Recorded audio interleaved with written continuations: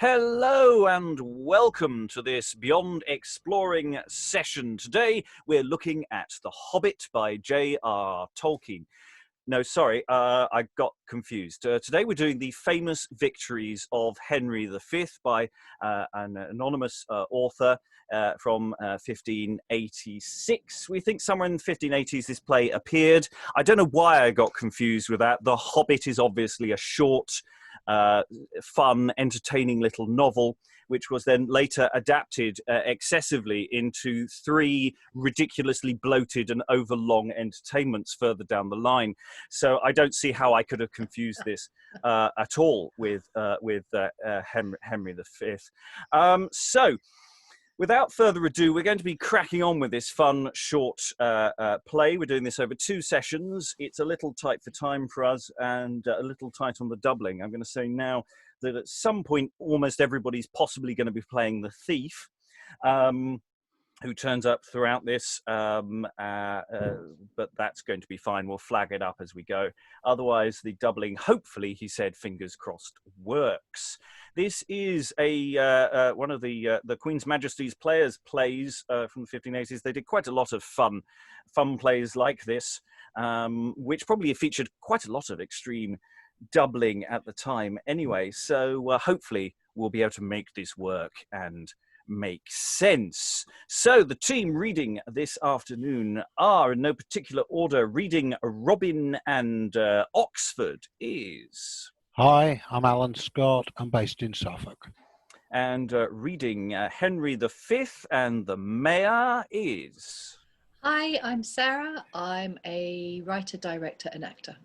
And reading the part of Ned, a boy, and Exeter is... Hi, I'm William Sutton. I'm an actor based in Amsterdam. And reading Tom and Lord Chief Justice is... Hello, I'm Helen Good and I'm a historian. And reading the part of Jockey, Henry IV and a Clerk is... Hello, I'm Pamela Flanagan. I'm an Irish actor based in London. And reading the part of Receiver number 1 and Lawrence is... Hi, I'm Ruth Adams. I'm a specialist in medieval English literature and I'm based in St. Louis, Missouri. And reading the part of Cobler, York, and Receiver number 2 is... Alexandra. And when I'm not in hiding from a tiny little monster, I act professionally.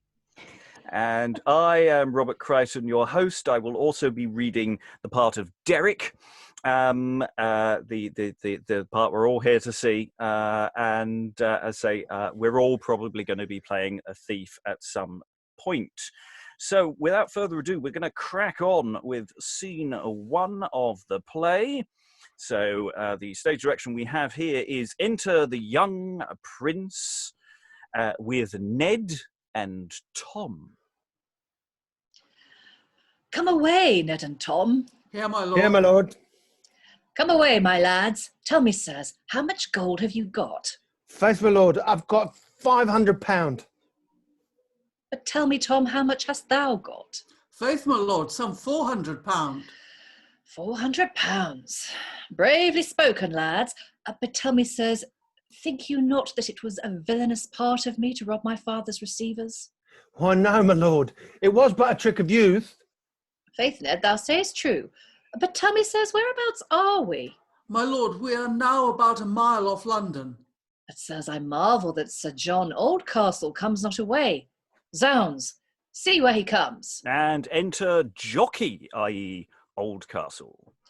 How now, Jockey? What news with thee? Faith, my lord, such news as passeth. For the town of Deptford is risen with hue and cry after your man, which parted from us the last night, and has set upon and hath robbed a poor carrier. Zounds, the villain that was wont to spy out our booties. Aye, my lord, even the very same. Now, base-minded rascal, to rob a poor carrier. Well, it skills not. I'll save the base villain's life. Aye, I may. But tell me, Jockey, whereabout be the receivers? Faith, my lord, they are hard by. But the best is, we are a horseback, and they be afoot, so we may escape them. Well, if the villains come, let me alone with them. But tell me, Jockey, how much gotst thou from the knaves? For I am sure I got something, for one of the villains so belamed me about the shoulders as I shall feel it this month. Faith, my lord, I have got £100. £100. Now, bravely spoken, Jockey. But come, sirs, lay all your money before me. Now, by heaven, here is a brave show. But as I am a true gentleman, I will have half of this spent tonight. But, sirs, take up your bags. Here come the receivers. Let me alone. Enter 2 receivers. Alas, good fellow, what shall we do? I dare never go home to the court, for I shall be hanged. But look, here's the young prince. What shall we do? How now, you villains? What are you? Speak you to him. Oh, I pray speak you to him. Why, how now, you rascals? Why speak you not? Forsooth, we be... Pray, speak you to him. Zounds, villains, speak, or I'll cut off your heads. Forsooth, he can tell the tale better than I. Forsooth, we be your father's receivers. Are you my father's receivers? Then I hope ye have brought me some money. Money? Alas, sir, we be robbed. Robbed? How many were there of them? Marry, sir, there are 4 of them, and one of them had Sir John Oldcastle's bay hobby, and your black nag. Gog's wounds! How like you this, Jockey? Blood, you villains, my father robbed of his money abroad, and we robbed in our stables. But tell me, how many were of them? If it please you, there were 4 of them, and there was one about the bigness of you. But I'm sure I so belamed him about the shoulders that he will feel it this month. Gog's wounds, you lamed them fairly, so that they have carried away your money. But come, sirs, what shall we do with the villains? I beseech your grace, be good to us. I pray you, my lord, forgive them this once. Well, stand up and get you gone, and look that you speak not a word of it, for if there be, zounds, I'll hang you and all your kin. And exit the receivers. Now, sirs, how like you this? Was it not bravely done? For now the villains dare not speak a word of it. I have so feared them with words. Now, whither shall we go? Why, my lord? Oh, my lord. You know our old host. Feversham? Our hosts at Feversham? Blood, what shall we do there? We have £1,000 about us, and we shall go to a petty alehouse. No, no. You know the old tavern in Eastcheap? There is good wine. Besides, there is a pretty wench that can talk well, for I delight in as much in their tongues as in any part of them. We're ready. We wait upon your grace. Gog's wounds, wait. We will go all together. We are all fellows, I tell you, sirs, and the king my father were dead, we would all be kings. Therefore, come away. Gog's wounds, bravely spoken, Harry. And there ends that opening scene. What a fun little scene that was. Right. I do question the one of those alls. I think it seems an awfully complicated line. Why, my lord, you know our old host at Feversham. That seems very odd for everybody to be saying. I wonder if there's a textual error there. The second one's fine. I think everyone's just going, yes, we'll wait upon you. That seemed fine, but I wonder if there's an error there in our edition. We are at the vicissitudes of the internet, so there may be some errors creeping in here as we go. Henry, soon to be 5, having a lot of fun there. I feel sorry for these 2 receivers who've not having the best of days. No. I think it'd be fair to say. No. Any thoughts about how to open a play? How does this play start? It starts quite fun. Quite fun. It's a great way to open, isn't it? Straight into the action. You find out who's almost. Yeah, mid-scene almost. Yeah. And something we might see again in some future sort of history plays, where it's almost like you just there's no point explaining the overall arc of the narrative. You either know where you are or you don't. Right. You can play catch up later. Okay, we'll crack on and invite comment a little later on, because we go to a very different but also very similar scene here. There's a couple of question marks in my mind as to who speaks a couple of lines of dialogue, but we shall see how it goes. So enter John Cobler, Robin Pewterer, and Lawrence Costermonger. All is well here. All is well, masters. How say you, neighbour John Cobler? I think it best that my neighbour Robin Pewterer went to Pudding Lane End, and we will watch here at Billingsgate Ward. How say you, neighbour Robin? How like you this? Very well, neighbours. I care not much. If I go to Pudding Lane's End, but neighbours, and you hear any ado about me, make haste. And if I hear any ado about you, I will come to you. And exit Robin. Neighbour, what news hear you of the young prince? Marry neighbour, I hear say he is a toward young prince, for if he met any by the highway, he will not let to talk with him. I dare not call him thief, but sure he is one of these taking fellows. Indeed, neighbour, I hear say he is as lively a young prince as ever was. Aye, and I hear say if he use it long, his father will cut him off from the crown. But neighbour, say nothing of that. No, neighbour, I warrant you. Neighbour, methinks you begin to sleep. If you will, we will sit down, for I think it is about midnight. Marry, content, neighbour, let us sleep. And just pause there for a second. So you're going to have a little nappette, but sadly Derick is going to come roaring on and roaring off again. Who there? Who there?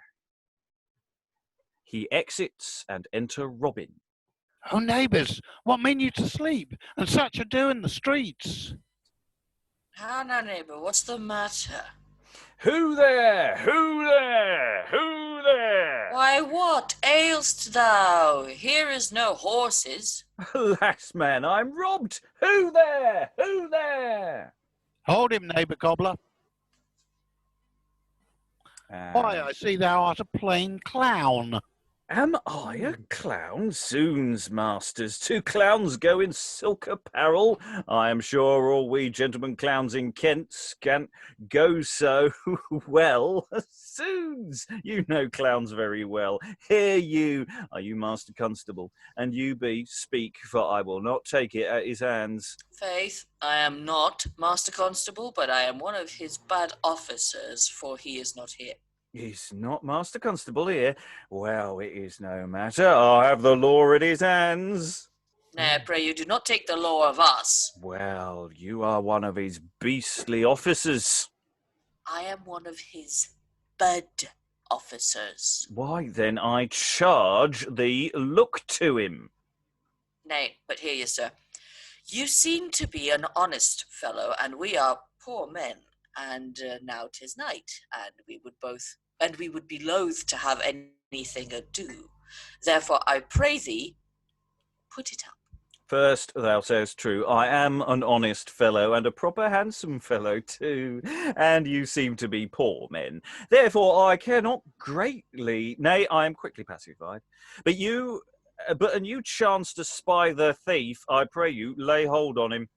Yes, Yes, that we that we will. will, I warrant you. 'Tis a wonderful thing to see how glad the knave is now I have forgiven him. Neighbours, do ye look about you? How now? Who's there?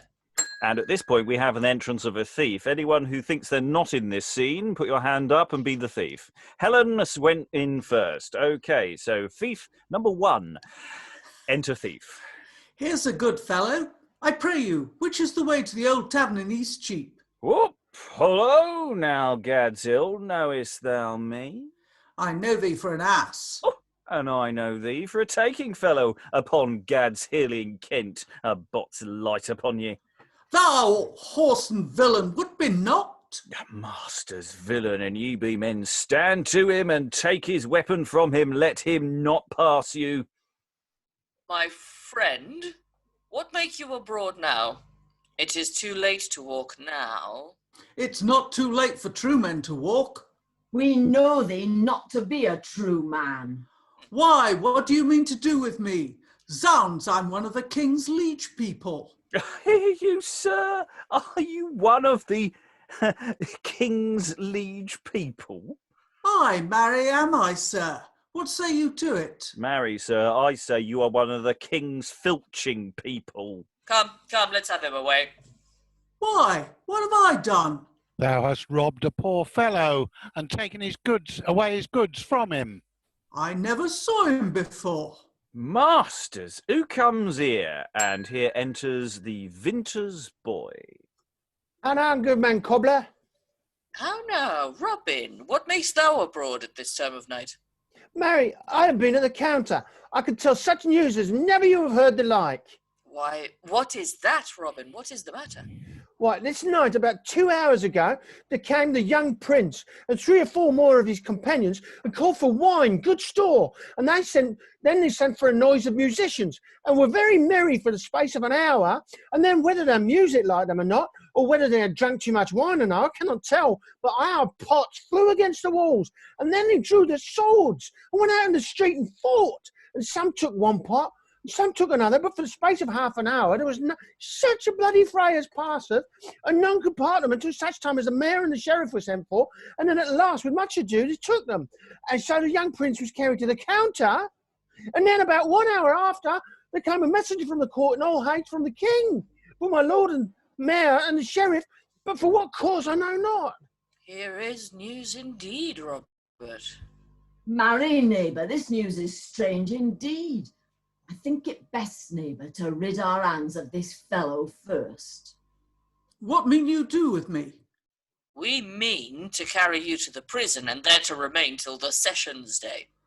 Then I pray you let me go to the prison, where my master is. Nay, you must go to the country prison, to Newgate. Therefore, come away. I prithee, be a good to me, honest fellow. Ay, marry will I'll be very charitable to thee, for I will never leave thee till I see thee on the gallows. And we'll just pause as that's the end of the scene. I think it's important to mention the different kind of prisons / jails mentioned here. So the counter is, I think, just off Cheapside, if I remember my geography correctly.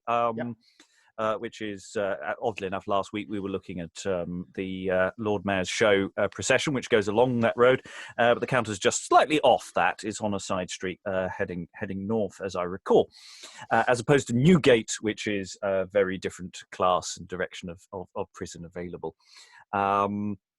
So that's interesting, the different prisons and the different geographies.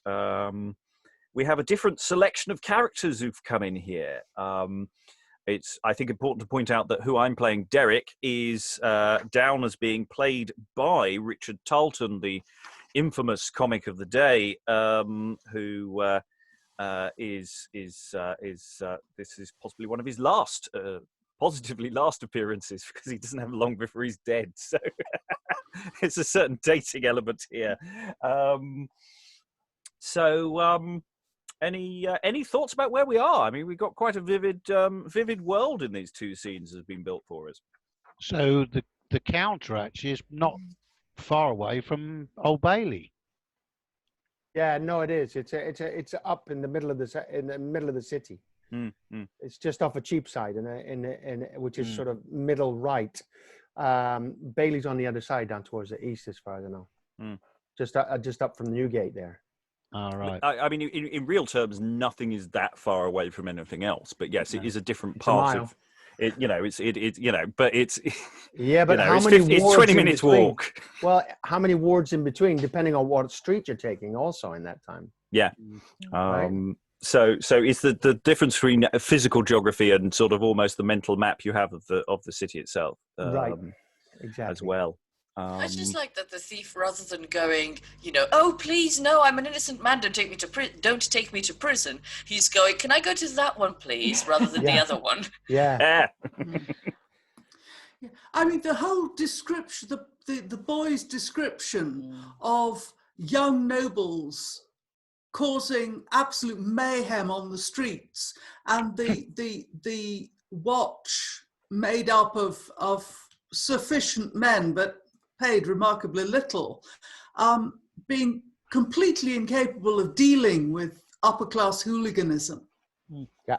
Very, very typical of the 1580s. Yeah, absolutely. Bullingdon Club, anybody? Well, this is different. It's like Very give an order. different. Order of Yes, magnitude. and Bullingdon Club, to my knowledge, didn't tend to end up with corpses on the floor, whereas these guys did. That we know of. That we know of. Exactly. I think there's a play that covers that. It's the violence inherent. I mean, we've got theft. We don't have any deaths yet, but there's threats of violence throughout. I love that boy's speech as well, just because there are no full stops. It's fabulous. The way he just barrels through it all. It's It was glorious. Yeah. It's great. Stream of consciousness is very good. Yeah. Yeah, it's this sort of breathless boy who it just flows out in this beautiful fashion. I mean, stream of consciousness is exactly right. But it's almost as if he's been running around for someone to tell. Yeah. Someone even news. Yeah. Extra, read all about it. Yeah. And I mean, there's a real street feel to this. You're there in the streets. I mean, the cut and thrust of the dialogue is great. Helen. Yeah, the watch very typically decide to sleep through a fair amount of their thing. I mean, I was quite surprised. It was one of the plays that we did last week, I think, was it the Spanish tragedy where the watch are actually very serious and effective people? There are a couple of watchmen. In Geronimo, they were actually stationed on purpose to catch a crime, weren't they? Yes. They've been set up. But they were sober and awake, which is so very, very untypical. And I'm not talking about theatrically now, I'm talking about in actuality. Yeah. Yes, you pay peanuts and therefore you get. There's an interesting. There's occasional moments where, so for example, we had that Robin line where there's two Robin lines, one after the other. I wouldn't be surprised if one of those Robin lines is somebody else. I love I'm one of his bad officers, and it's interesting that they're quite. I mean, is that deliberate, or is that just a linguistic thing that we're missing the joke? It's just I'm really rubbish. I'm wondering whether that's bad in the sense of instructed. That's what I was thinking too. Yeah. I was reading it as bad in the sense of bidden. Yeah. Yeah. But still has room for the wordplay within. Oh that. yeah. I mean, it's definitely. I'm sure that was meant to be a joke. Yeah. I'm getting the impression from the two scenes we've seen so far that this is going to be played as comedy rather than anything else. Well, this scene explicitly has a comedy character in it. I'm not sure about the first scene. I mean, there is definitely wit and action to it as Henry V explicitly sort of turns the scene around to his favour, and the poor receivers who've had a really rubbish day, who get robbed and then effectively browbeaten by my lord. It's got resonances to me, the Robin Hood plays. Well, I'm glad you mentioned that, because there's something later on that I think actually explicitly is almost very similar to that. So we hold that thought, because that's a really good one. Let's crack on. Scene 3, we're going to a very different station and circus here, as we're going to meet Daddy, Henry IV. And I think the doubling on this is fine, and we'll see how this one goes. Okay, enter Henry IV with the Earl of Exeter and the Lord of Oxford. And please, your Majesty, here is my Lord Mayor and the Sheriff of London to speak with your Majesty. Admit them to our presence. And enter the Mayor and the Sheriff as well. Now, my good Lord Mayor of London, the cause of my sending for you at this time is to tell you of a matter which I have learned of my council.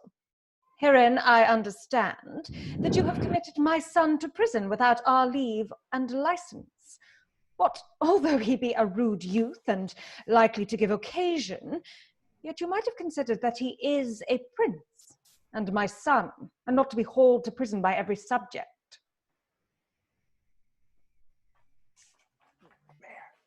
Mayor. Who's mayor? Sarah. You are the mayor. You are muted, Sarah. I was muted, sorry. May it please your majesty to give us leave to tell our tale? Or else, God forbid. Otherwise, you might think me an unequal judge, having more affection to my son than to any rightful judgment.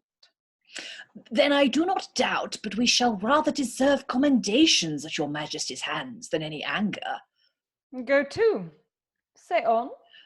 Then, if it please your majesty, this night betwixt 2 and 3 of the clock in the morning, my lord the young prince, with a very disordered company, came to the old tavern in Eastcheap, and whether it was that their music liked them not, or whether they were overcome with wine, I know not, but they drew their swords, and into the street they went, and some took my lord the young prince's part, and some took the other.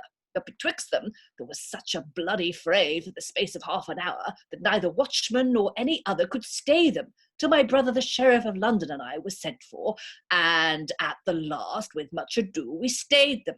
But it was long first, which was a great disquieting to all your loving subjects thereabouts. And then, my good lord, we knew not whether your grace had sent them to try us, whether we would do justice, or whether it were of their own voluntary will or not, or we cannot tell. And therefore, in such a case, we knew not what to do, but for our own safeguard we sent him to ward, where he wanteth nothing that is fit for his grace and your majesty's son, and thus most humbly beseeching your majesty to think of our answer. Stand aside until we have further deliberated on your answer. Exit mayor. Oh, Harry, Harry, now thrice accursed Harry, that hath gotten a son with which grief will end his father's days. Oh, my son, a prince thou art, aye, a prince indeed, and to deserve imprisonment. And well have they done, and like faithful subjects, discharge them and let them go. Exeter, William. Oh, I beseech your grace, be good to my lord the young prince. Nay, nay, 'tis no matter, let him alone.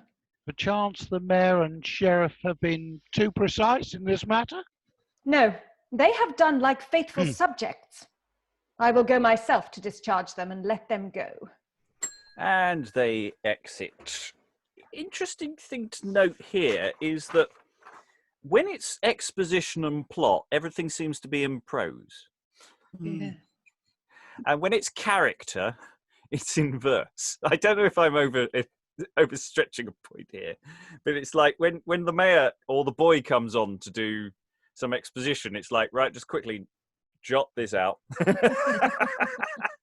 And then when we go into Henry IV's mind, it goes into verse. I don't know if I'm overstating that point. Thoughts? It was pretty much the same speech as well. It was hilarious because it was the boy's speech, but just told by a person with a very different status and energy and kind of. But it was brilliant the way it just mimicked what had come before. Yeah, is there a significant difference in terms of the angle of that speech in terms of what they're saying? Because obviously one's by a boy and one's by the mayor. Yeah. Where are the differences in that speech? Well, there's a very significant difference where the mayor explains the decision process behind taking the prince to prison, and how really it's only for his own good, and he's somewhere really comfortable, and we only did it because we thought your majesty might be trying us. Yeah, it has that sense of, even though I don't think it's nowhere near as breathless as the boy, is it? It's very considered, more considered, more precise as well. Like, I mean, this night betwixt 2 and 3 of the clock in the morning. I mean, there's a kind of there's a preciseness to it that comes from the fact that he's the man he is. He's the mayor. Yeah. Okay. Any additional thoughts before we move into scene 4, which is the big scene of fiddliness for our doubling? We need a new thief. We need a new thief. I was going to say, who is... Can I be that? Are you not? If you're not in the scene, then yes, William, I don't please think I'm be in the it. thief. Because his name is Cuthbert, right? The thief? Yeah, Cuthbert Cutter. Yes, he is indeed. The thief does have a name. It is Just so Cuthbert happens Cutter. to be my middle name. Is it now? Yes, it is. Cutter. Yeah. Oh. Okay, so this is a fiddly scene. It's also quite an interesting scene in many respects, which we'll come to a little later on. Enter the Lord Chief Justice, the clerk of the office, jailer, John Cobler, Derick, and the thief. Jailer, bring the prisoner to the bar. Hear you, my lord. I pray you bring the bar to the prisoner. Hold up thy hand at the bar. Here it is, my lord. Clerk of the office, read his indictment. What is thy name? My name was known before I came here and shall be when I am gone, I warrant you. Aye, I think so. But we will know it better before you go. Soons and you do but send to the next jail. For we are sure to know his name, for this is not the first prison he hath been in, I warrant you. What is thy name? What need you to ask and have it in writing? Is not thy name Cuthbert Cutter? What the devil need you ask and know it so well?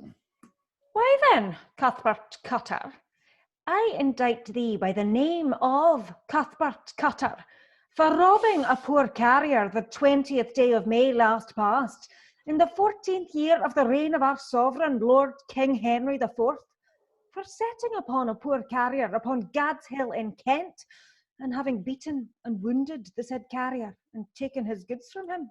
Oh, master, stay there. Nay, let's never belie the man, for he hath not beaten and wounded me also, but he hath beaten and wounded my pack, and hath taken the great rays of ginger that Bouncing Bess with the jolly buttock should have had. That grieves me most. Well, what sayest thou? Art thou guilty or not guilty? Not guilty, my lord. By whom wilt thou be tried? By my lord the young prince, or by myself, whether you will. And here enter the young prince with Ned and Tom. Oh. I don't think you say very much. See where we come to. Come away, my lads. Gog's wounds, ye villain. What makes you here? I must go about my business myself, and you must stand loitering here. Why, my lord? They've bound me and will not let me go. Have they bound thee, villain? Why, how now, my lord? I am glad to see your grace in good health. Why, my lord, this is my man. 'Tis marvel you knew him not before this. I tell you, he is a man of his hands. Aye, Gog's wounds that I am. Try me who dare. Your grace shall find small credit by acknowledging him to be your man. Why, my lord, what hath he done?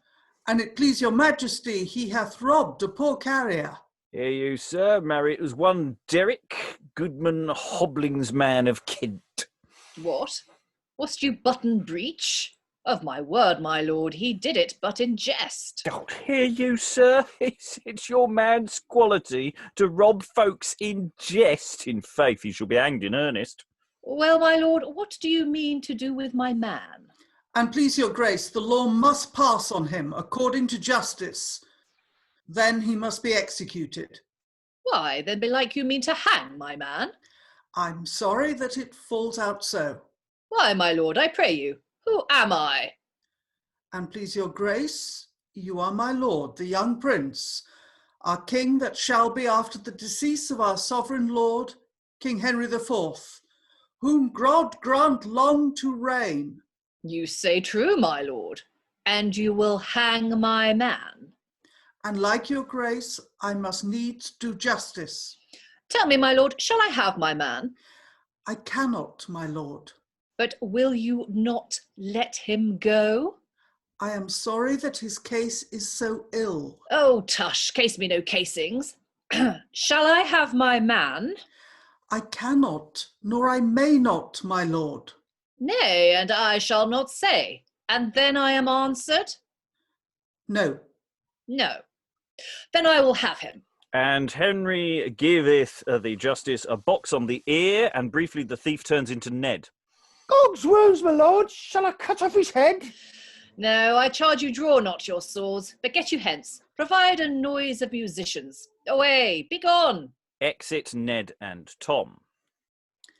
Well, my lord, I am content to take it at your hands. Nay, and you be not. You shall have more. Why, I pray you, my lord, who am I?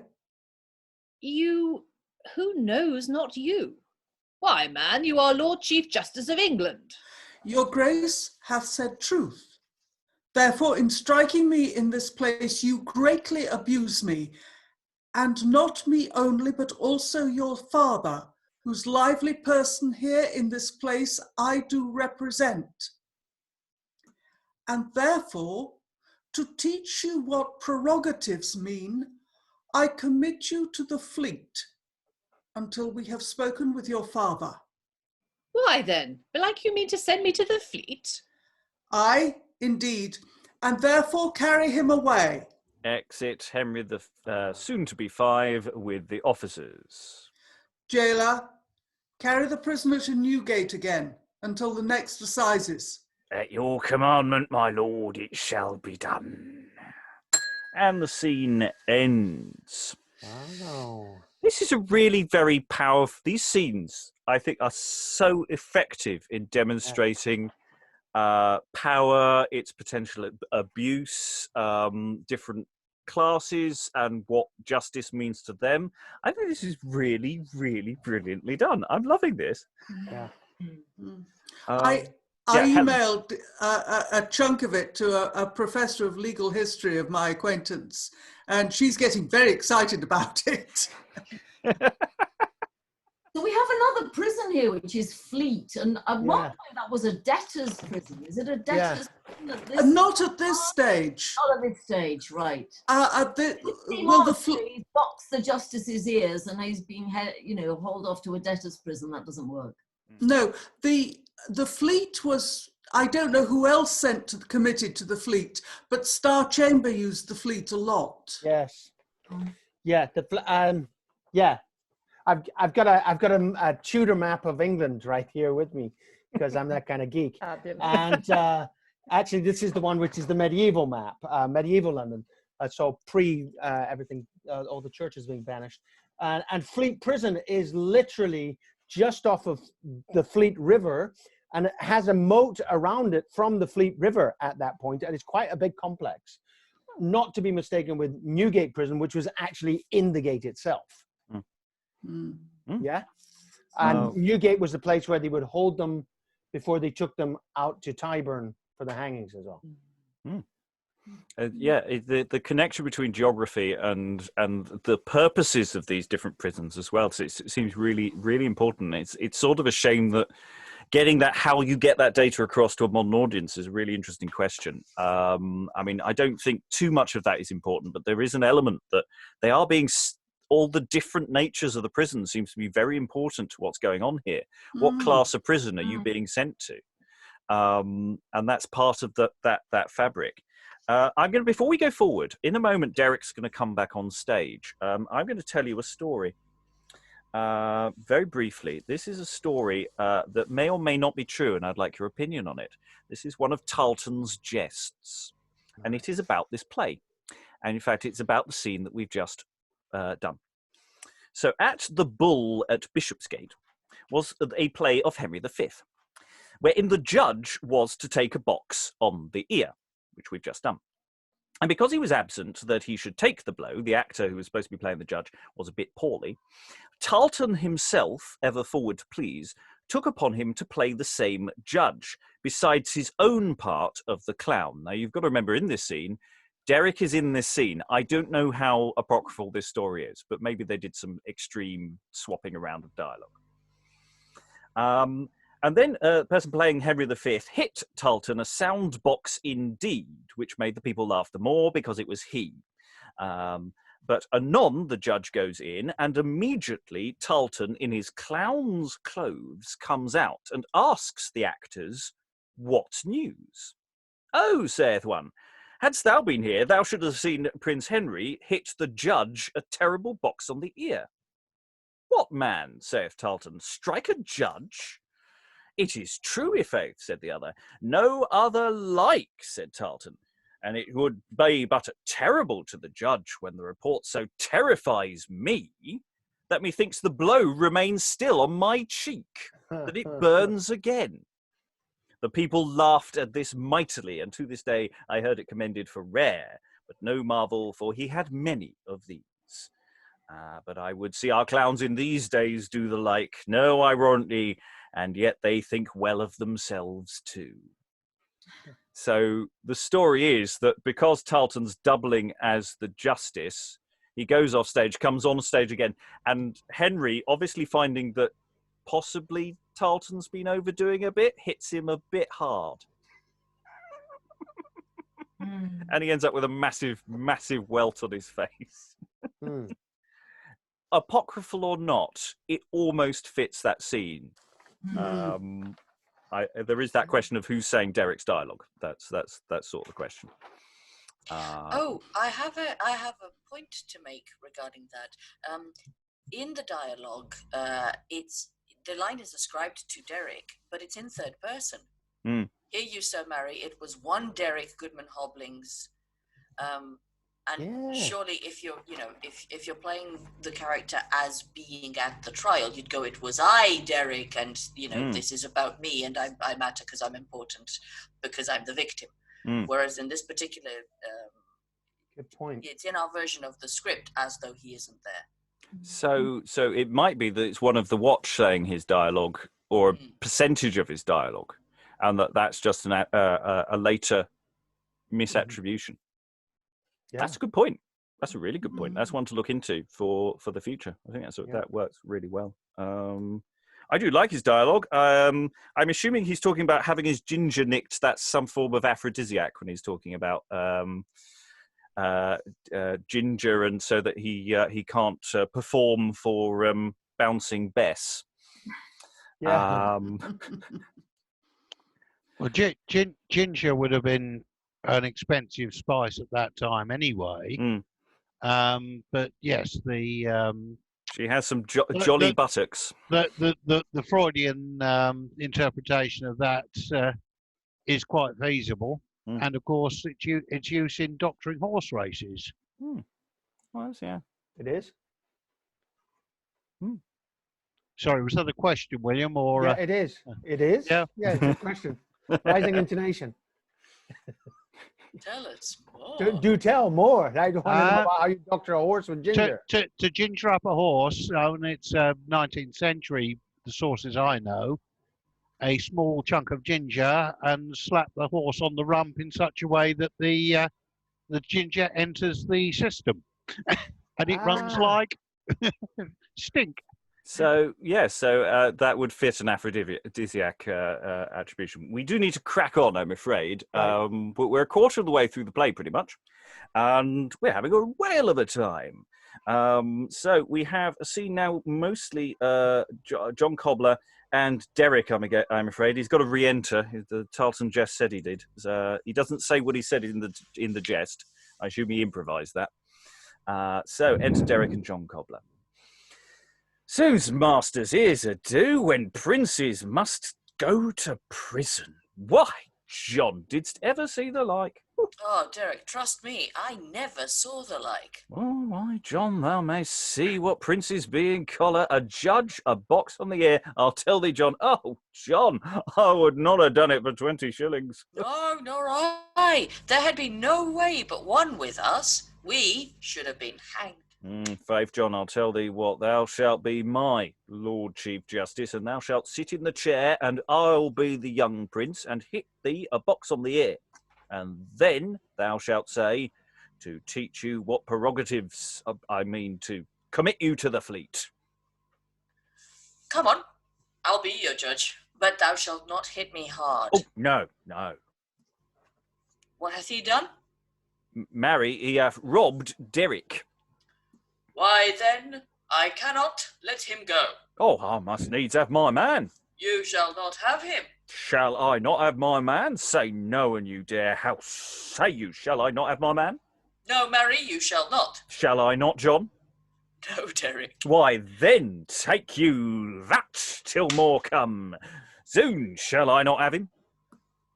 Well, I am content to take this at your hand, but I pray you, who am I? Who art thou?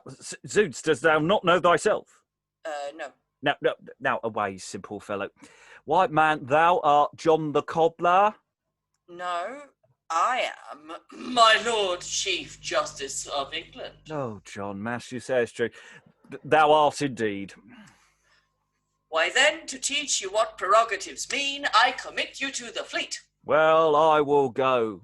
But if faith you grey-beard knave, I'll course you. I'll just pause there. Oh, that was so much fun. That's pure clowning. That really is pure clowning. It's just, shall I not? Yes, I will. You do. I love that. It's not over yet. And also that little interaction of, shall you not, Derick? No, shall I not, John? Yes, no, you shan't yet, Derick. And then going, wait a second, are you now addressing me? Are you addressing me? Okay, I'm the judge. Yes, Helen. It makes a lot of sense of the anecdote. Because if they are going to mock it immediately after, if Tarleton has played the Justice and Derick, then it does make it very funny for the audience. Yeah, because you couldn't not play into that logic, could you? No. And then the confusion's even greater. Who's playing the Justice now? I don't know. Yeah. Anyway, scene's not over. There's a bit more comic business to go because Derick exits and he straight away enters again. Oh, John, come out of thy chair. Why, what a clown wert thou to let me hit thee a box on the ear, and now thou seest they will not take me to the fleet. I think that thou art one of these Warren Day clowns. But I marvel what will become of thee. Faith, I'll be no more a carrier. What wilt thou do then? I'll dwell with thee and be a cobbler.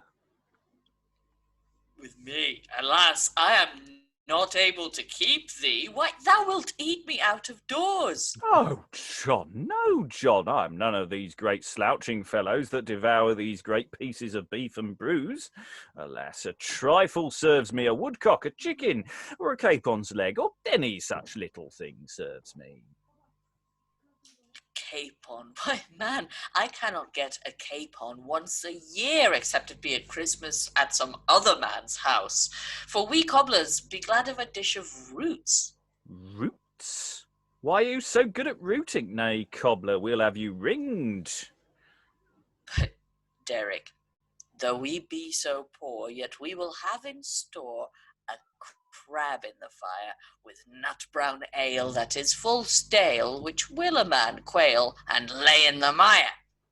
Bots on you and beat, but for your ale, I'll dwell with you. Come, let's us weigh as fast as we can. That nut brown ale that is full stale, that rings a bell from something, and I can't remember what. That's I've come across that somewhere else. I wonder if it's in a Tarleton jest. It sounds awfully familiar to my mind. Right. That's really interesting. Crabs are apples, aren't they? Yeah, that was the thought I'd got. Yes, of course. It's a crab apple. Yeah, but it sounds like a bit of versing. It may even be sung bit there. That feels something. I don't know. Lots of interesting clowning details there. There's so much potential in that scene for extension, shall we say. I had a lot of fun. I don't know if anyone else did. I apologise. I don't normally do the reading. I try not to. Okay. I think we need to crack on text-wise. So we're going to go to another part of the action. I love the fact the clowns are explicitly talking about the problems of our class of person. There was that line. They wouldn't take me to the fleet. So there's so much here, so much. Anyway, scene 6. Enter the young prince with Ned and Tom. Come away, sirs. Gog's wounds, Ned. Didst thou not see what a box on the ear I took my Lord Chief Justice? By Gog's blood, it did me good to see it. It made his teeth jar in his head. Enter Sir John Oldcastle, or Jockey. How now, Sir John Oldcastle? What news with you? I am glad to see your grace at liberty. I was come, to visit you in prison. To visit me? Didst thou not know that I am a prince's son? Why, 'tis enough for me to look into a prison, though I come not in myself. But here's such ado nowadays. Here's prisoning, here's hanging, whipping, and the devil and all. But I tell you, sirs, when I am king, we shall have no such things. But my lads, if the old king my father were dead, we would all be kings. He is a good old man. God take him to his mercy the sooner.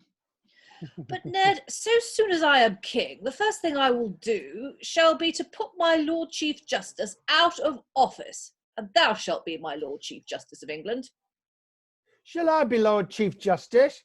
By Gog's wounds, I'll be the bravest Lord Chief Justice that ever was in England. Then, Ned, I'll turn all the prisons into fence schools, and I will endue thee with them, with lands to maintain them withal. Then I will have a bout with my Lord Chief Justice. Thou shalt hang none but pick pursers and horse stealers, and such base-minded villains. But that fellow will stand by the highway side courageously with his sword and buckler and take a purse. That fellow, give him commendations. Besides that, send him to me, and I will give him an annual pension out of my exchequer to maintain him all the days of his life. Nobly spoken, Harry. We shall never have a merry world till the old king be dead. But whither are you going now? Oh, to the court, for I hear say my father lies very sick. But I doubt he will not die. Yet I will go thither, for the breath shall be no sooner out of his mouth, but I will clap the crown on my head. Will you go to the court with that cloak so full of needles? Cloak, eyelet holes, needles, and all was of mine own devising, and therefore I will wear it. I pray you, my lord, what may be the meaning thereof? Why, man, 'tis a sign that I stand upon thorns, till the crown be on my head. Or that every needle might be a prick to their hearts that repine at your doings. Ah, thou say'st true, Jockey. But there's some will say the young prince will be well toward young man, and all this gear, that I had as lief they would break my head with a pot, as to say any such thing. But we stand prating here too long. I must needs speak with my father. Therefore, come away. Oh, there's a porter. Didn't someone jump in who's What a free? rap and keep you at the King's Court gate. Here's one that must speak with the king. The king is very sick, and none must speak with him. No, you rascal. Do you not know me? You are my lord, the young prince. Then go and tell my father that I must and will speak with him. Shall I cut off his head? No, no. Though I would help you in other places, yet I have nothing to do here. What you are in my father's court. I'll write him at my tables, for so soon as I'm made Lord Chief Justice, I will put him out of his office. Gog's wounds, sir, the king comes. Let's all stand aside. Enter the king with the Lord of Exeter. And is it true, my lord, that my son is already sent to the fleet? Now truly that man is more fitter to rule the realm than I, for by no means could I rule my son, and he, by one word, hath caused him to be ruled. Oh, my son, no sooner out of one prison but into another. I had thought once, whilst I had lived to see this noble realm of England flourish by thee, my son, but now I see it goes to ruin and decay. He weepeth. Enters the Lord of Oxford. And please your grace, here is my lord your son, that cometh to speak with you. He saith he must and will speak with you. Who? My son Harry? Aye, and please your majesty. I know wherefore he cometh. But luck that none come with him. A very disordered company, and such as make very ill rule in your majesty's house. Well, let him come, but look that none come with him. And he goeth, and presumably comes straight. Oh no, Henry the Fourth goeth. Yes. And please your grace, my lord the king sends for you. Come away, sirs. Let's go all together. And please your grace, none must go with you. Why, I must needs have them with me, otherwise I could do my father no countenance. Therefore, come away. The king your father commands there should none come. Well, sirs, then begone, and provide me 3 noise of musicians. That's the second time we've had mentioning of musicians. It's like they're meta saying, people in the music cue, please. Someone wake up the band. Yeah, is that? Am I overstating that, or is that seem to be what it is? It's the brass section wanted to be back from the pub. Yeah, it's very interesting that. 3 noise of musicians. I don't know. There might just be a general thing.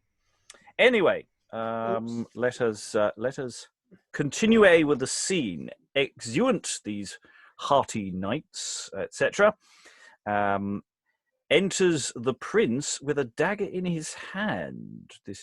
That's a slightly confusing stage direction that I don't quite understand. Henry the Fourth definitely is back in the scene, and it seems to be just Henry IV and Henry V. So let's see where this goes. Come, my son. Come on. A God's name I know wherefore thy coming is.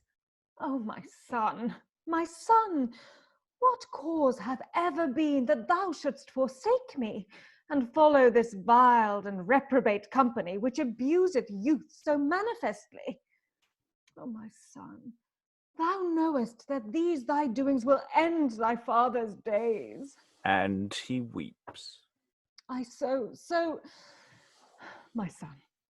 thou fearest not to approach the presence of thy sick father in that disguised sort. I tell thee, my son, that there is never a needle in thy cloak, but is a prick to my heart, and never an eyelet hole, but it is a hole to my soul. And wherefore thou bringest that dagger in thy hand, I know not, but by conjecture. And he weeps again. My conscience accuseth me, most sovereign lord and well-beloved father, to answer first to the last point. That is, whereas you conjecture that this hand and this dagger shall be armed against your life, no. No, my beloved father, far be the thoughts of your son. Son, said I, an unworthy son for so good a father, but far be the thoughts of any such pretended mischief, and I must humbly render it to your majesty's hand, and live my lord and sovereign for ever, and with your dagger arm show like vengeance upon the body of that, your son. I was about to say, and dare not, woe is me, therefore, that your wild slave. 'Tis not the crown that I come for, sweet father, because I am unworthy, and those wild and reprobate company I abandon, and utterly abolish their company for ever. Pardon, sweet father, pardon. The least thing and most desired, and this ruffianly cloak I here tear from my back, and sacrifice it to the devil, which is master of all mischief. Pardon me, sweet father, pardon me. Good my lord of Exeter, speak for me. Pardon me. Pardon, good father. Not a word. Oh, he will not speak one word. Oh, Harry, now thrice unhappy Harry, but what shall I do? I will go take me into some solitary place, and there lament my sinful life. And when I have done, I will lay me down and die. Exit Harry. Call him again. Call my son again. And the prince returns. And doth my father call me again? Now, Harry, happy be the time that thy father calleth thee again. Stand up, my son, and do not think thy father, but at the request of thee, my son. I will pardon thee, and God bless thee, and make thee his servant. Thanks, my good lord. And no doubt but this day, even this day, I am born new again. Come, my son and lords, take me by the hands. And they exit and the scene ends. There's a little bit, I don't know if I'm again overstating this, but there's almost that hint of the morality play there. He's got a cloak covered in needles. They go for a very lengthy exposition as to why it's there. But it's there so he can take it off and say, this is the old me and it is gone.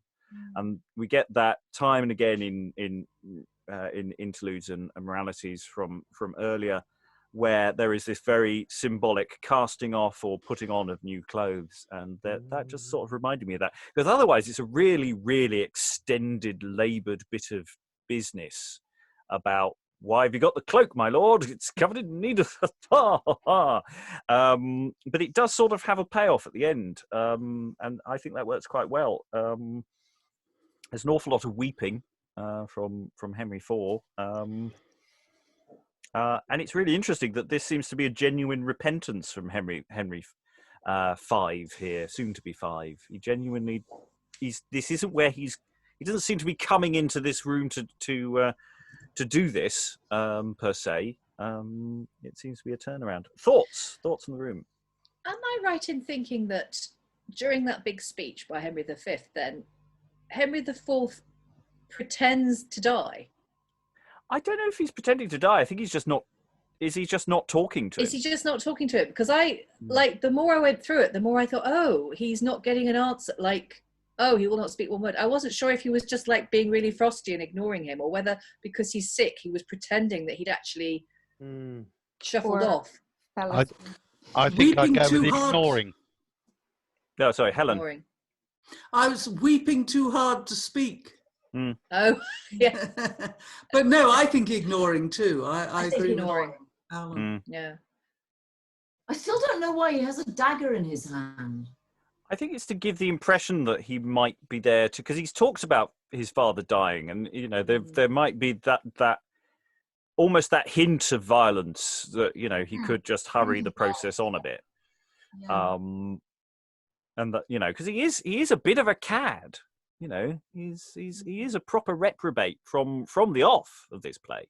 It just seems very odd that just Henry IV having a bit of a hissy and refusing to speak to him, that would be enough to turn him round in the course of one speech. I think he's definitely got to be ill. He's not well. He's had to be carried and helped. And the precise stagecraft of that is a little confused, it has to be said. There's people coming in and sort of being on and not. Alexandra. I have a theory.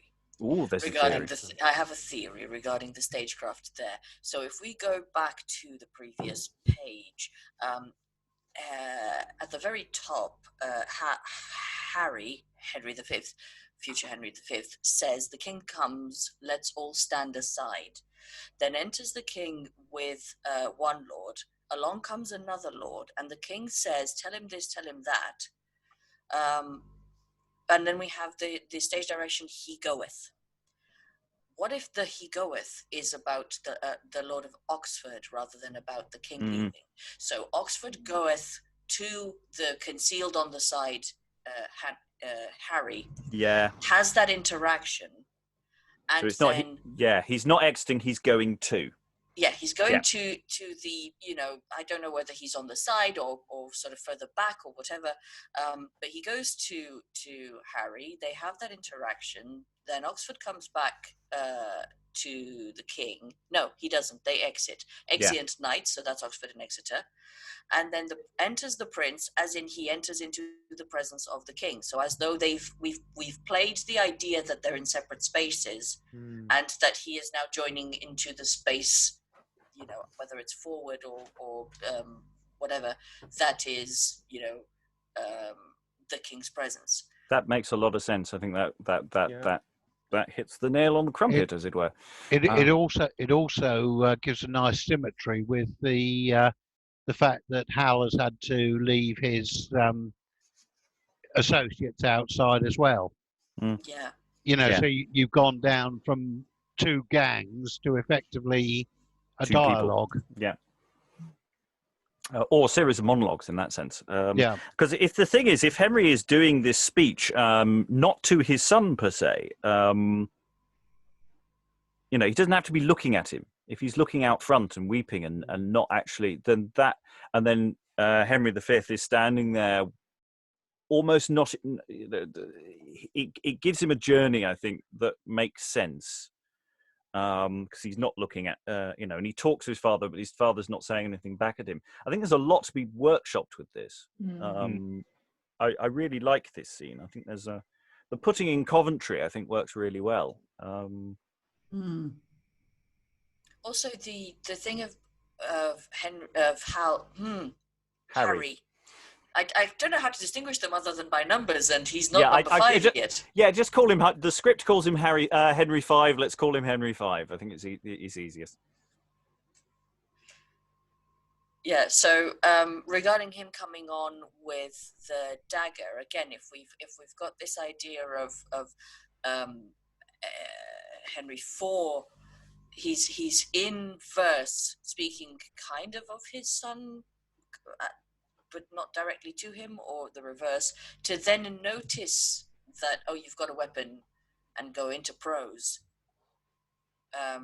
Might potentially change the dynamic as well from speaking to the audience to speaking in the scene, as 'twere, speaking to the other character. But also the fact that he's come with a dagger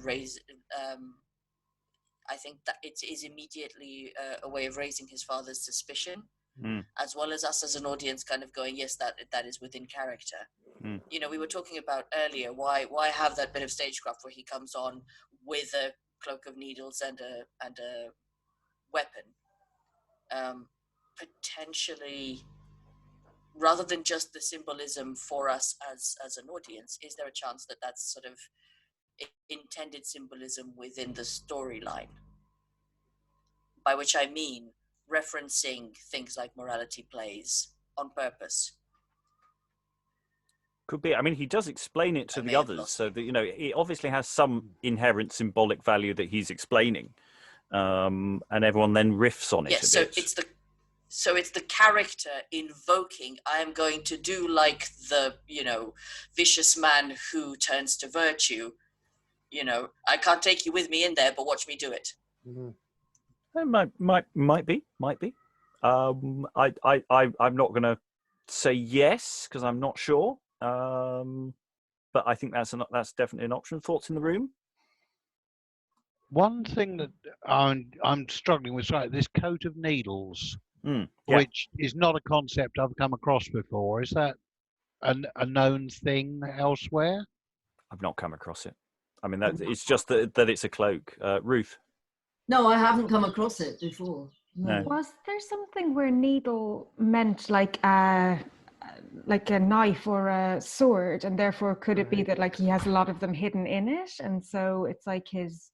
I don't know. That's a bit random. But... Yeah, I think we can leave that as a question in the air for further thought and study, because I don't know that we're going to get the answer today, and I think we can live with that, and that's fine. Well, there is the early play Gamma Gurton's Needle. There is. I don't know what that's. I've not read it, so I don't know anything further than Pamela's been in it. Yes, indeed. We've done it for the podcast. Excellent! I'll listen to that then. Yeah, I don't find anything there that feels connected. But it's not the needle that's sticking out for me. What's sticking out for me is the eyelets.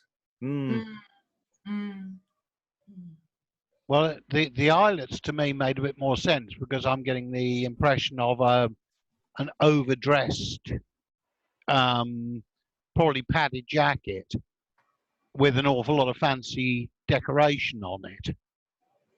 And the eyelets will be where it was laced.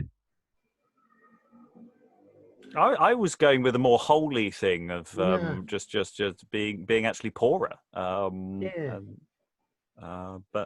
again, I think we can drown in this, and I think we should move on. I think we've raised the question, and hopefully we may find some answers in the coming days. To add one small point to that, apparently that is accurate to some chronicled account Ah. So the idea that he went in with a gown wearing a gown of needles and carrying a dagger. Ah, right. Okay, so that's a source okay. thing, and they're trying to find a reason for it because source Using things like that can be bonkers. Okay, well that's good to know. That's good to know. So that's not a playwright's invention necessarily. That's a playwright trying to do something with it, kind of thing. Okay, scene 7. Oh, it's me again, bugger. So it's another comic interlude with Derick and John Cobler. Aren't we lucky? Thou art a stinking whore and a whoreson stinking whore. Dost think I'll take it at thy hands? Derick. Enter John Cobler running. Derick, hearest thou? Do Derick never whilst thou livest use that? Why, what will my neighbours say? And thou go away so. Oh, she's an errant whore, and I'll have the law upon you, John. Why? What hath she done? Marry, mark thou, John, I will prove it that I will. What will prove? That she called me into dinner, John. Mark well the tale, John. And when I was set, she brought me a dish of roots and a piece of butter, a barrel butter therein. And she is a very knave, and thou a drab if thou take her part. Hearest thou, Derick, is this the man? And it be not worse. We will go home again, and all shall be amended. Oh, John, hearest to John, it's all well. Aye, all is well. Then I'll go home before and break all the glass windows. Okay, that's House definitely... guest from hell. Yes. We've had this discussion about what's for dinner. I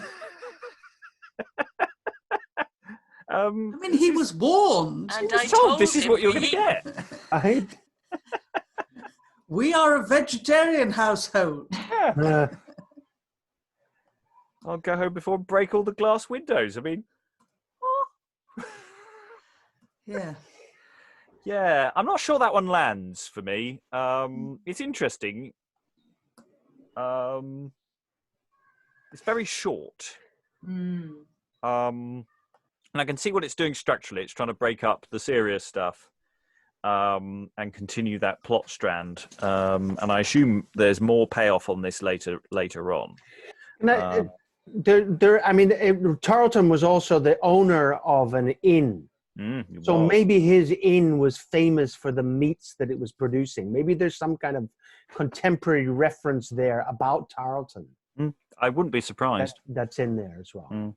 He was also a master of the fence as well, by the way. Yes, we had a mention of fencing earlier, didn't we? In a different scene. That was Jockey, etc., wasn't it? They were talking about Ned and the boy being the fencing school. I'll turn all the prisons into fence schools, and that's something the young lads will be doing as they're going out and practicing their fencing and things. Is that turns up in Jack Juggler as quite explicitly a couple of times. So that's a thing. It's an interesting one. But yeah, sorry, Alexandra. Just quickly wanted to ask, might it be possible that this is an opportunity for physical comedy? That there's actually, that the funny part of this is the physical gags rather than it actually being anything to do with the text. Yeah, throwing of root vegetables in a comic fashion. If you said something, Alexandra, I don't know what it was. You muted. I just said or something. Yeah. No, I think that's of that nature, an opportunity for, and this is where we do the physical gag, where you chase me around with the, with the humorously shaped parsnip. Absolutely. Before, haven't we? There's been a previous reference to roots and being ringed, which suggests a sort of pig reference there. Animalistic. I must admit, I'm getting the feeling that the scenes that involve Tarleton are almost along the lines of a panto script of, comic to do his business here. Which could well have changed almost day by day. Yeah, I think that's that. Topical gag here. Yeah, I think that's a very plausible shout, especially knowing Tarleton. So anyway, we will, however, move on because we're running out of time. So we move to scene 8, enter the king with his lords. So it's another kingly lord scene. Come, my lords, I see it boots me not to take any physic, for all the physicians in the world cannot cure me. No, not one. But goods, my lord, remember my last will and testament concerning my son. For truly, my lords, I do not think but he will prove as valiant and victorious a king as ever reigned in England. Let heaven Heaven and and earth earth be witness between us. between us. We accomplish not thy will I to will the to the uttermost. uttermost. I give you the most unfeigned thanks, good my lords. Draw the curtains and depart my chamber a while, and cause some music to rock me asleep. Exit lords. Presumably there's some music playing. Henry IV goes and have a little nap, and enter the prince. Oh, Harry, thrice unhappy that hath neglect so long from visiting of thy sick father. I will go. Nay, but why do I not go to the chamber of my sick father to comfort the melancholy soul of his body? His soul, said I. Here is his body indeed, but his soul is whereas it needs no body. Oh, now thrice accursed Harry that hath offended thy father so much, and could not I crave pardon for all? Oh, my dying father, cursed be the day wherein I was born, and accursed be the hour wherein I was begotten. But what shall I do?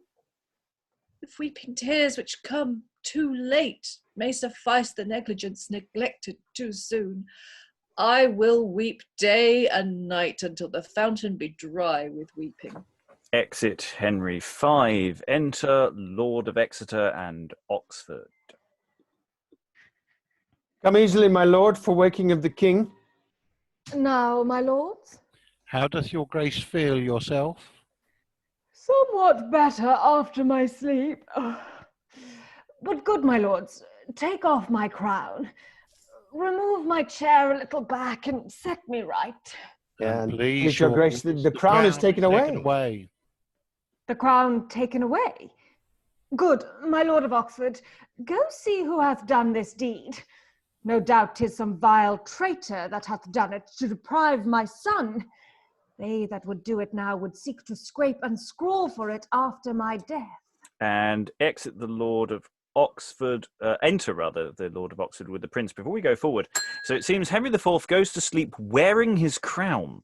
I'm assuming as that, one does. It's either he's very well propped up with pillows so that he's upright. Otherwise, I'm not sure how that works. But there's obviously an inferred stage direction there that someone's borrowed it, and there's only one person we think who's been on stage who might have done that. So from off, literally, Daddy's head. Interesting. Enter Lord of Oxford with Henry V to be. Here, and please your grace, is my lord, the young prince, with the crown. Why, how now, my son? I had thought the last time I had you in schooling, I had given you a lesson for all. And now you do, and do you now begin again? Why, tell me, my son, dost thou think the time so long that thou wouldst have it before the breath be out of my mouth? Oh, most sovereign lord and well-beloved father, I came to your chamber to comfort the melancholy soul of your body, and finding you at that time past all recovery and dead, to my thinking, God is my witness, and what should I do but with weeping tears lament the death of you, my father? And after that, seeing the crown, I took it. And tell me, my father, who might better take it than I after your death? But seeing you live, I most humbly render it into your majesty's hands, and the happiest man alive, that my father live, and live my lord and father for ever. Stand up, my son. Thine answer hath sounded well in mine ears, for I must need confess that I was in a very sound sleep, and altogether unmindful of thy coming. But come near, my son. and let me put thee in possession whilst I live, that none deprive thee of it after my death. Well, may I take it at your majesty's hands, but it shall never touch my head, so long as my father lives. He taketh the crown. God give thee joy, my son. God bless thee, and make thee his servant, and send thee a prosperous reign. For God knows, my son, how hardly I came by it, and how hardly I have maintained it. Howsoever you came by it, I know not. But now I have it from you, and from you I will keep it. And he that seeks to take the crown from my head, let him look to his armour be thicker than mine, or I will pierce him to the heart, were it harder than brass or bullion. Nobly spoken, and like a king. Now, trust me, my lords, I fear not but my son will be as warlike and victorious a prince as ever reigned in England. His former life shows no less. no less. Well, my lords, I know not whether it be for sleep or drawing near of drowsy summer of death, but I am very much given to sleep. Therefore, good my lords and my son, draw the curtains, depart my chamber, and cause some music to rock me asleep. And the stage direction says exit all, and then it says the king dieth. Now, I don't know whether the king dies on stage or whether that's just to say in between scenes the king has died on stage. You can hear Henry V growing into his role and getting more martial as the scene goes on. You know, it's once I've got the crown, nobody's taking it from me. He must steal the crown after his speech, mustn't he? There must be a bit of physical business earlier. It does make me wonder how much of his repentance I now believe that he went in then and stole the crown. Well, it's a good question. It's a good question. I've got a vague historical recollection that certainly slightly earlier than this, sleeping tended to be sitting up rather than prone. There was something that turned up on a programme about the works they did on Dover Castle when they did a major refurb a few years ago. Maybe one of our medievalists is versed on that topic. Afraid not. No.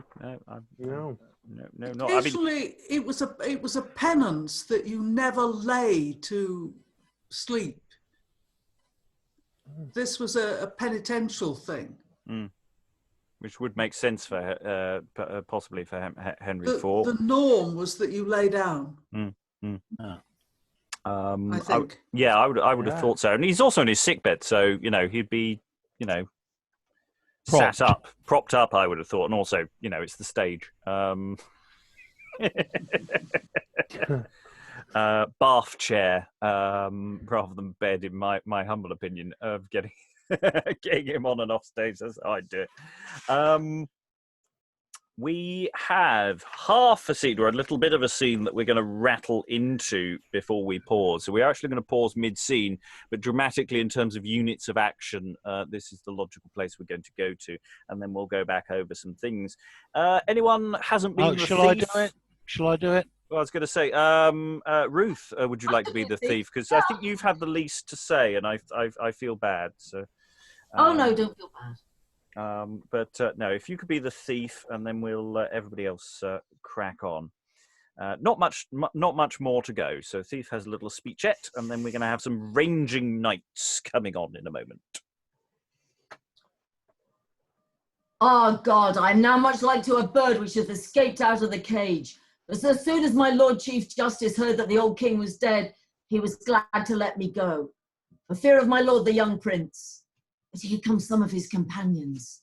I will see, and I can get anything of them for old acquaintance. And enter the knights ranging, or raving, one of the two. God's wounds, the king is dead! Dead? Then Gog's blood, we shall be all kings. Gog's words, I shall be Lord Chief Justice of England. Why? How are you broken out of prison? Gog's wounds, how the villain stinks. Why, what will become of thee now? Fie upon him, how the rascal stinks. Marry, I will go and serve my master again. God's blood, dost think he will have any such scab knave as thou art? What man? He is king now. Hold thee, here's a couple of angels for thee, and get thee gone, for the king will not be long before he come this way. And hereafter I will tell the king of thee. And exit the thief. Oh, how it did me good to see the king when he was crowned. Methought his seat was like the figure of heaven, and his person like unto a god. But who would have thought that the king would have changed his countenance so? Did you not see with what grace he sent his embassage into France to tell the French king that Harry of England hath sent for the crown, and Harry of England will have it? 'Twas but a little to make the people believe that he was sorry for his father's death. Gogswoos, the king comes. Let's all stand aside. And enter the king with the Archbishop and the Lord of Oxford. How do you do, my lord? How now, Harry? Sat, my lord, pat away these dumps. You're a king, and all the realm is yours. What, man? Do you not remember the old sayings? You know, I must be Lord Chief Justice of England. Trust me, my lord, methinks you're very much changed. 'Tis but with a little sorrowing to make folks believe the death of your father grieves you, and 'tis nothing so. I prithee, Ned, mend thy manners, and be more modester in thy terms. For my unfeigned grief is not to be ruled by thy flattering and dissembling talk. Thou sayest I am changed. So I am, indeed, and so must thou be, and that quickly, or else I must cause thee to be changed. Gog's wounds, how like you this? Sounds 'tis not so sweet as music. I trust we have not offended your grace no way.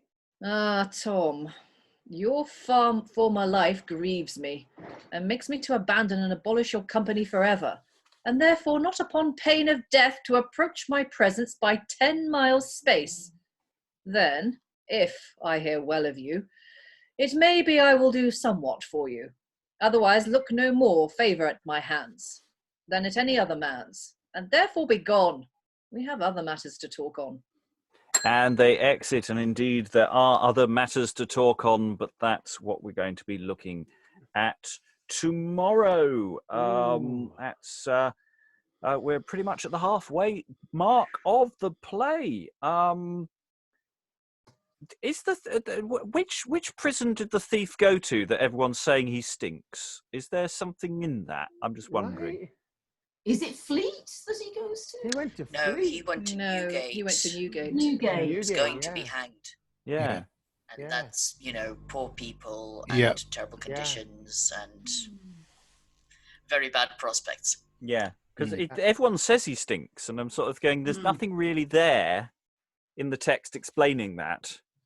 Or at least I didn't see anything. So I'm just assuming it's a refutation of that particular prison, but I could be wrong. Well, there were gradations within the prison. If you had money, you could afford a special a cell, which was if you had no money, you were right next to the latrines. Yeah. So If not in them.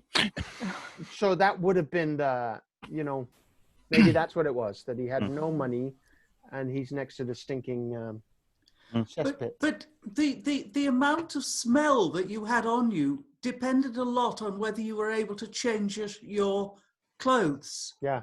Because it wasn't that you washed, it was that you wore clean clothes. Because it's clothes that smell rather than the body, strangely enough. Yeah, no, that makes sense. So it's sort of it's a combination of that, isn't it? That he's just obviously been wearing the same thing for several days.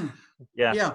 Because he's just literally been flung out because they're all afraid that the new king's going to do. The king hasn't ordered it. It's just everyone's gone. Oh yeah, better get him out of the prison. Get him out of the prison.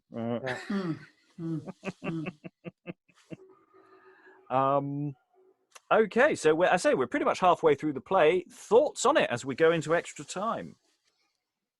It's better than I remembered. Yeah, it's a fabulous. I'm loving it. I'm loving it.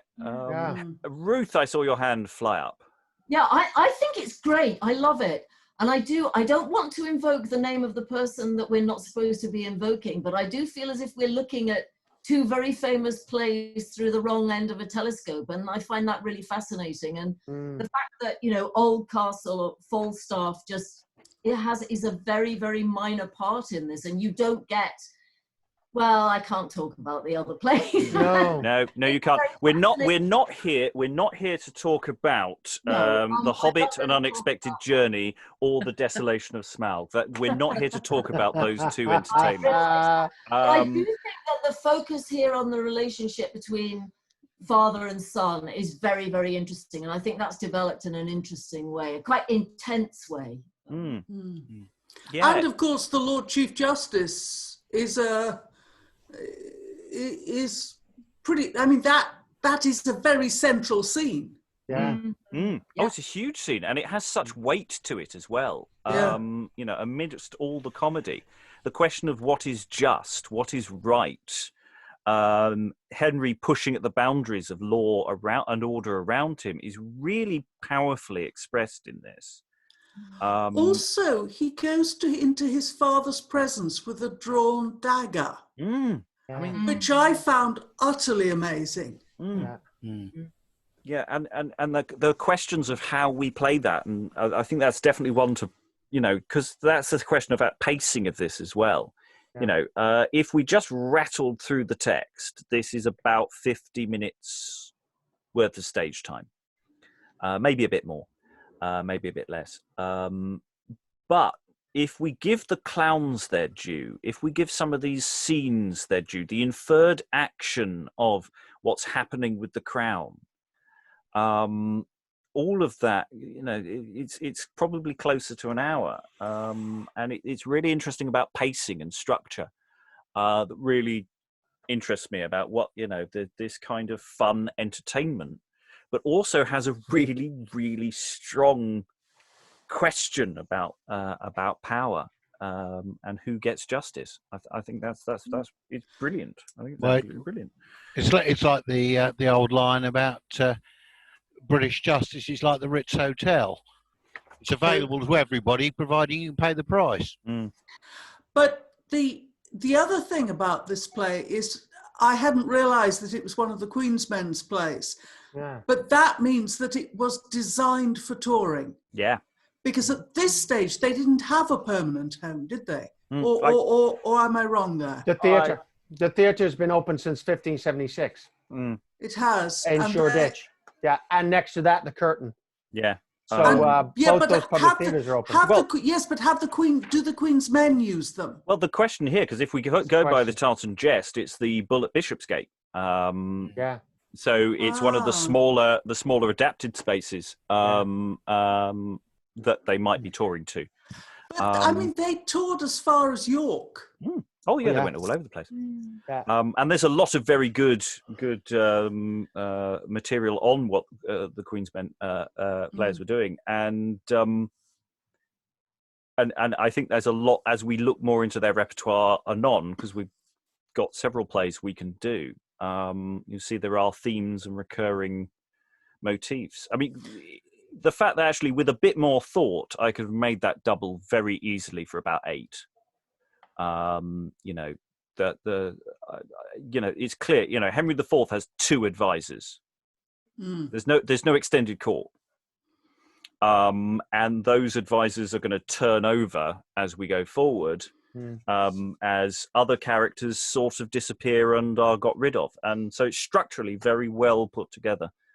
So I don't know if anyone's looked at the doubling on this, but it feels like an 8-person tourable show. And very little in the way of necessary stage machinery, props. Yeah, played in a black space. It's no, I think this is a brilliantly put together bit of theatre. Pamela, as an actor, and as Sarah to some degree, and Alexandra, as actors, how were you finding some of those speeches, some of that text? Cold read and all, but what potential do you think's there as well?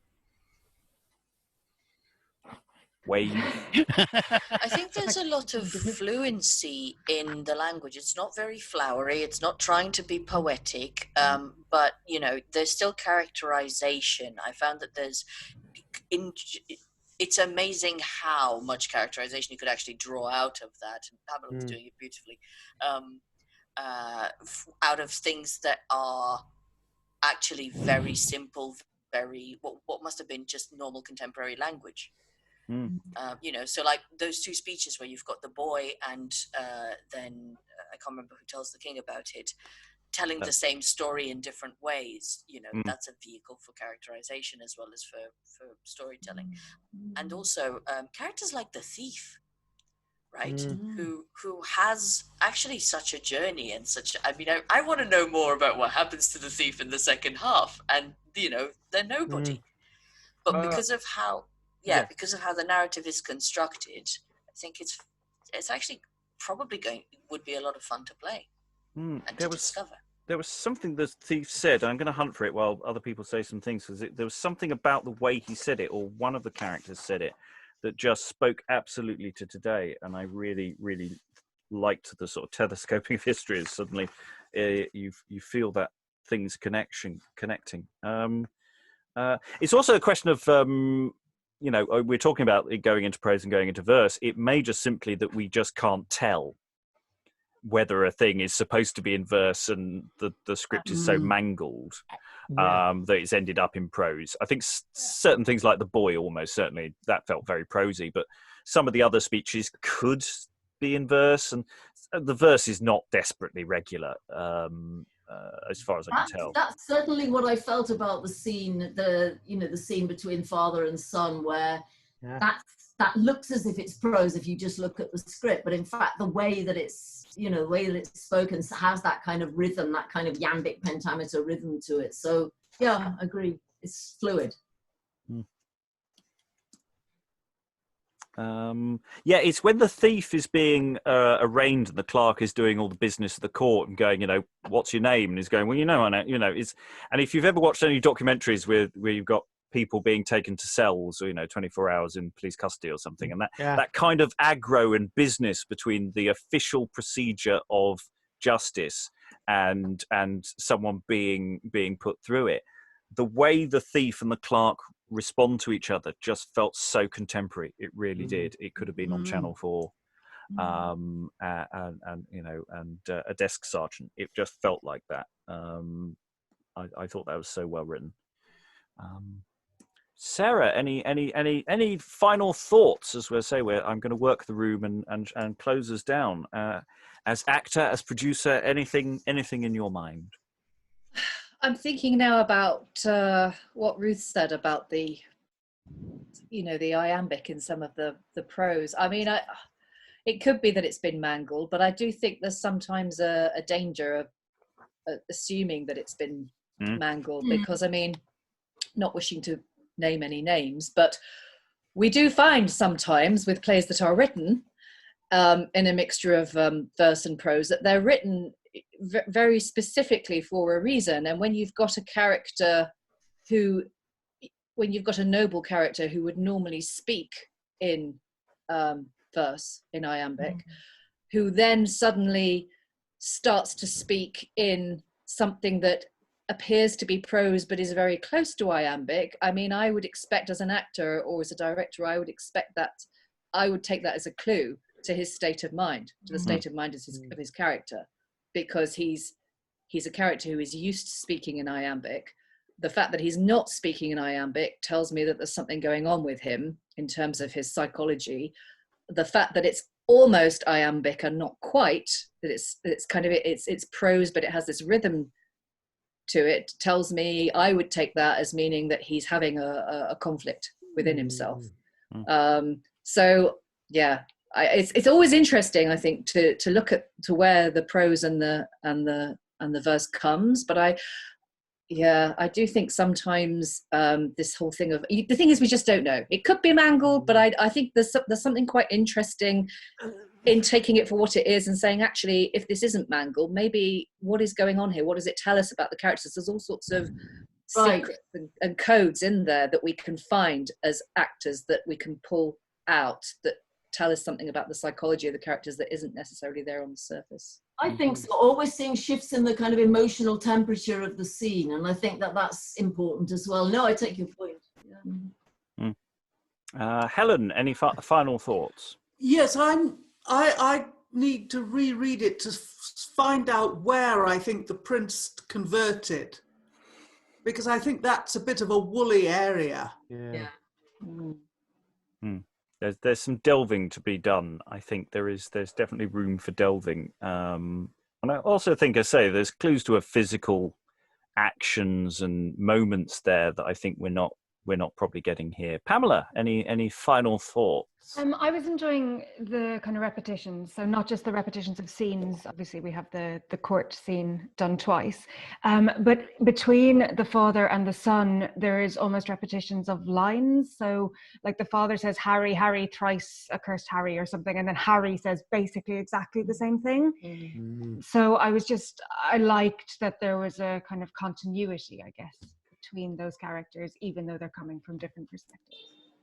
Yes, because you've got to be father figure. Well, not really a father figure. I don't know if Jockey really is. That's possibly picking up on something that isn't in the room. Because I just love Jockey. It's just such a great name. I felt more lackey than. And going back to what Helen was saying, the repudiation of Tom just seems a little bit too abrupt. I don't know where the prince's conversion comes from. I